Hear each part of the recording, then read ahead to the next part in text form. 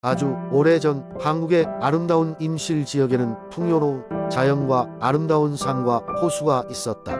이곳에 살고 있는 사람들은 농업을 통해 생계를 이어가며 평화롭게 지내고 있었다. 하지만 이 지역에서는 특별한 이야기가 전해 내려온다. 옛날 옛적에 이 지역에 한 소녀가 살고 있었다. 그녀의 이름은 치지였다. 치지는 임실 마을의 가장 사랑받는 소녀로 그녀가 있는 곳에는 눈웃음이 끊이질 않았다. 그녀의 가장 큰 꿈은 마을의 행복을 가져다주는 무언가를 만드는 것이었다. 어느 날 치지는 깊고 푸르른 숲 속을 거닐다가 우연히 신비한 생명체를 만났다. 그것은 은빛의 뿔을 가진 하얀 염소였다. 염소는 치지를 보고 슬며시 그녀에게 다가와 말했다. 나는 이 숲의 수호자이다. 너에게 특별한 능력을 줄 테니 사람들에게 행복을 전할 수 있는 것을 만들어 보거라. 놀란 치지는 감사의 뜻으로 염소의 요구를 받아들였고 그 순간 치지는 어떤 재료든지 응축시켜 치즈로 변환할 수 있는 마법의 손길을 얻게 되었다.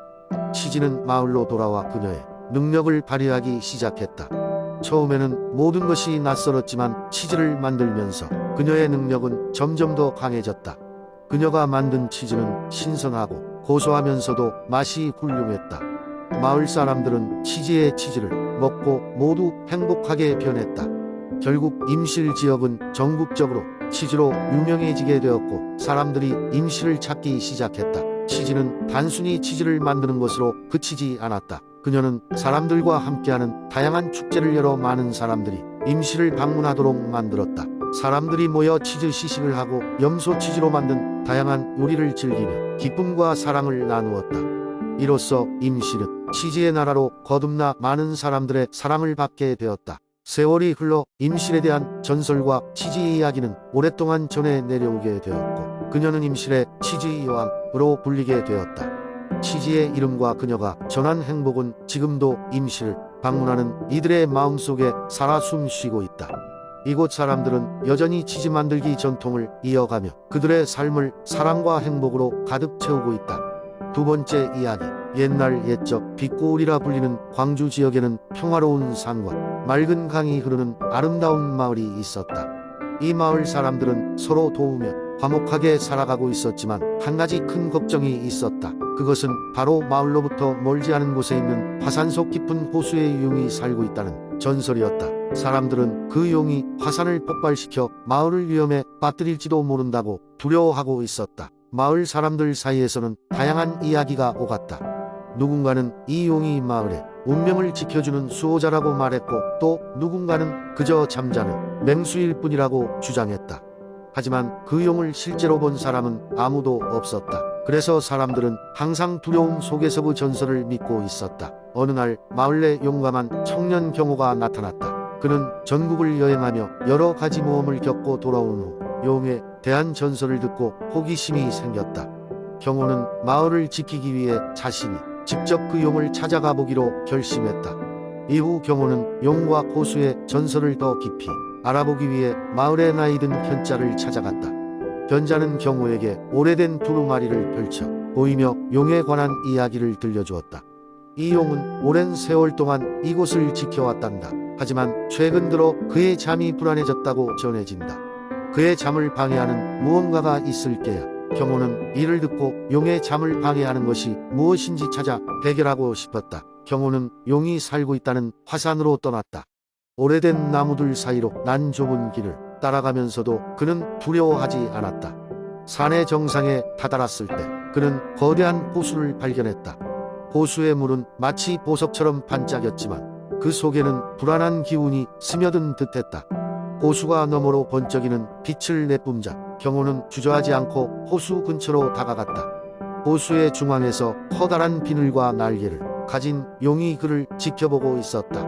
용은 경호에게 천둥 같은 목소리로 말했다. 젊은이여, 무슨 이유로 나를 찾아왔느냐? 경호는 곧바로 답했다. 마을 사람들은 당신이 곧 화산을 폭발시킬까 두려워하고 있습니다. 저는 당신의 잠을 방해하는 것이 무엇인지 찾아 문제를 해결하고자 합니다. 용은 경호의 용기에 감명을 받았다. 용은 경호에게 자신도 알 수 없는 의문의 에너지가 최근 들어 그를 불안하게 만들고 있다는 사실을 고백했다. 경호는 재빠르게 용에게 말했다. 그 에너지를 느낄 수 있는 곳으로 나를 인도해 주세요. 저는 그 문제를 해결할 방법을 찾아보겠습니다. 용은 경호를 등에 태우고 하늘로 솟구쳐 올랐다. 그들은 광주의 전경을 내려다보며 그 불안한 에너지가 발산되는 곳으로 향했다. 그곳은 한참 동안 관리되지 않은 폐광이었다. 폐광에는 사악한 기운이 감돌고 있었고 그것은 예전 광부들이 남긴 유령 광물들이 산출해내는 악기운 때문이었다. 경호는 폐광으로 들어가 광물들을 찾아내서 그것들이 용이 불안의 원인이라는 것을 알게 되었다. 그는 이 광물들을 안전한 방법으로 처리하기로 결심했다. 경호는 마을 사람들과 함께 이 폐광의 입구를 봉인하고 그들이 다시는 용의 잠을 방해하지 않도록 조치를 취했다. 결국 용은 평화를 되찾았고 마을도 더 이상 용을 두려워할 필요가 없게 되었다. 경호는 마을 사람들에게 존경을 받았고 이 지역의 전설적 영웅으로 남게 되었다. 그리고 그날 이후로 광주는 더 이상 용에 대한 두려움 없이 빛과 평화 속에서 번영해 나갔다. 세 번째 이야기. 옛날 옛적 한국의 아름다운 홍천 지역에는 사계절 중에서도 특히나 봄이 되면 마법 같다는 이야기가 전해져 내려오는 작은 마을이 있었습니다.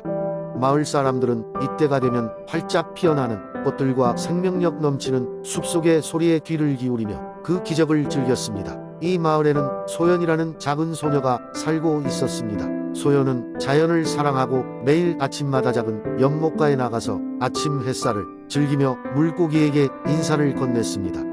그녀의 부모님은 소연이 즐거움 가득한 상상력으로 가득 찬 이야기를 만들어내곤 한다며 언제나 웃음 짓곤 했지요. 그해 봄 소연은 연못 근처에서 반짝이는 작은 돌멩이를 발견했습니다.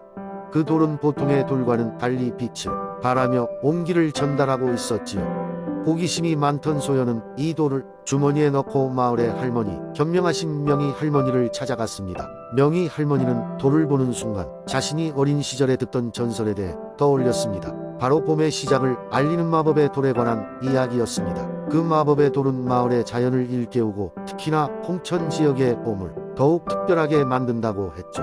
돌을 발견한 이는 마을의 자연과 조화를 이루며 마법이 깃든 봄을 만끽할 수 있을 것이라는 전설이었습니다. 소연은 명희 할머니와 함께 마법의 돌의 전설을 풀기 위한 여정에 나섰습니다. 그들은 함께 인근 숲으로 들어가 돌의 비밀을 찾기 시작했습니다. 숲 속에는 다양한 생명들이 소연과 할머니를 반겼고 그들은 숲의 깊숙한 곳에 숨겨진 신비로운 공간을 발견하게 되었습니다.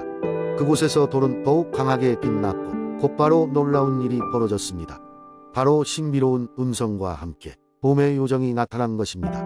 요정은 소연이 발견한 돌에 힘을 깨어낸 것을 축하하며 그녀에게 특별한 선물을 주었습니다. 그것은 바로 자연과 대화할 수 있는 능력이었습니다.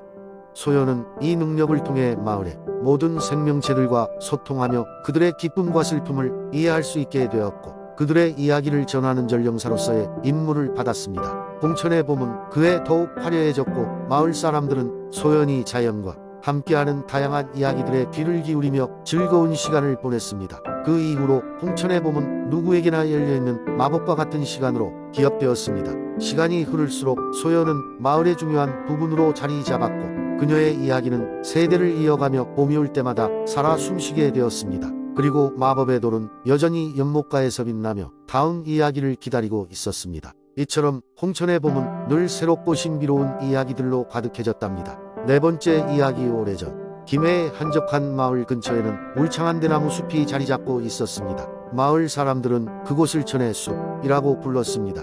왜냐하면 대나무들이 바람에 흔들릴 때마다 마치 천 개의 이야기를 속삭이는 것처럼 들렸기 때문입니다. 이 숲에는 오래된 전설이 전해지고 있었습니다.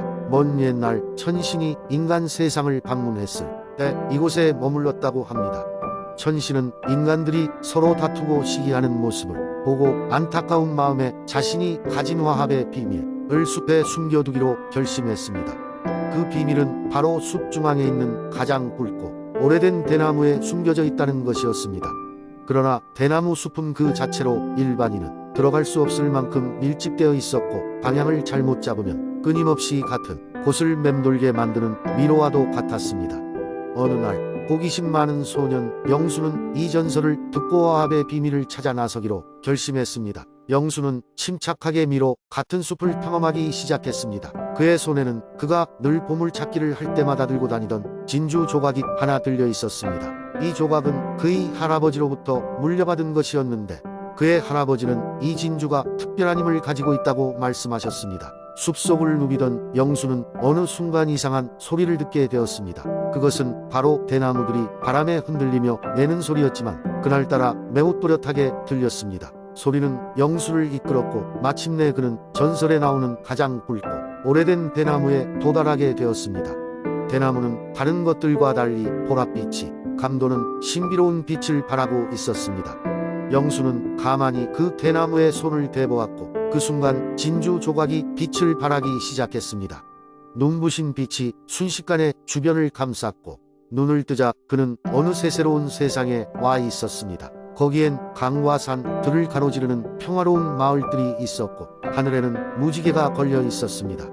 마을 사람들은 서로 협력하며 웃음과 사랑이 넘쳤습니다. 이 광경을 보고 영수는 화합의 비밀이 단순히 숲속에 숨겨져 있는 것이 아니라 사람들의 마음속에 이미 존재하고 있다는 깨달음을 얻게 됩니다.